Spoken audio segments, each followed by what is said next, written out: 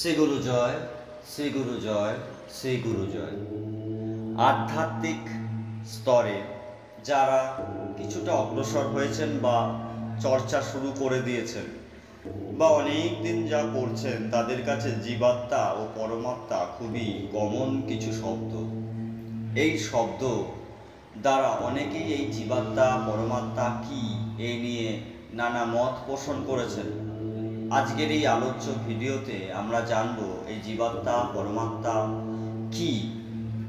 গুরুদেবের চরণে শতকোটি প্রণাম জানিয়ে এই ভিডিও শুরু করতে চলেছি। আসুন আলোচনা হোক জীবাত্মা ও পরমাত্মা সম্পর্কে। জীবাত্মা ও পরমাত্মা বস্তুত দুইটি বিভিন্ন পদার্থ নয়। আসলে এই পৃথিবীর কোনোটাই ভিন্ন নয়, এ সম্পূর্ণই সবই এক, ভিন্ন প্রকাশ মাত্র। আত্মার যে কল্পিত অংশে জীবভাব বিকশিত হয় তাহারই নাম জীবাত্মা, এবং যে অংশে কোনো ভাবের বিকাশ নাই তাহাই পরমাত্মা। আত্মার এই পরম ভাবটি কি তাহা কিঞ্চিত পরিমাণে বোঝার চেষ্টা করা যাক।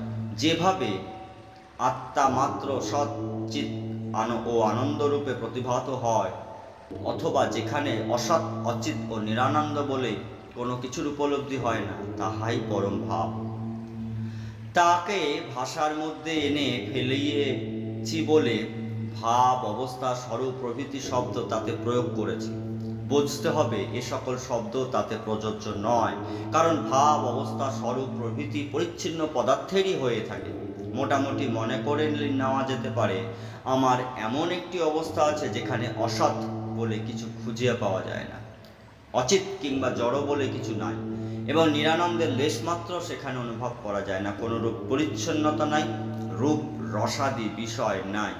সুতরাং ভাব এবং অভাব ভয় সেখানে প্রতীতিযোগ্য নয়, সে এমনই একটি অবস্থা। আমরা প্রতিনিয়ত যে এই চৈতন্য সত্তার দ্বারা পরিচালিত হচ্ছি, যদি একবার দেহ, মন, ইন্দ্রিয়াদি ভুলে ওই চৈতন্য সত্তাটি মাত্র আমার বোধের সমীপস্থ করা রাখতে পারা যায়, তাহা হইলে পরমাত্মা ভাবের আভাস পাইব, যেখানে কিন্তু আমি, তুমি, সে এই প্রভৃতি বোধ কিছুই নাই।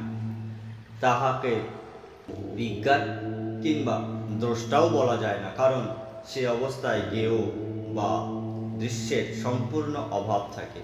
এই অবস্থাটির নাম পরমাত্মা। এইটাই আমারই বা আত্মার পরম ভাব। তবে এই হলো পরমাত্মার বৈশিষ্ট্য।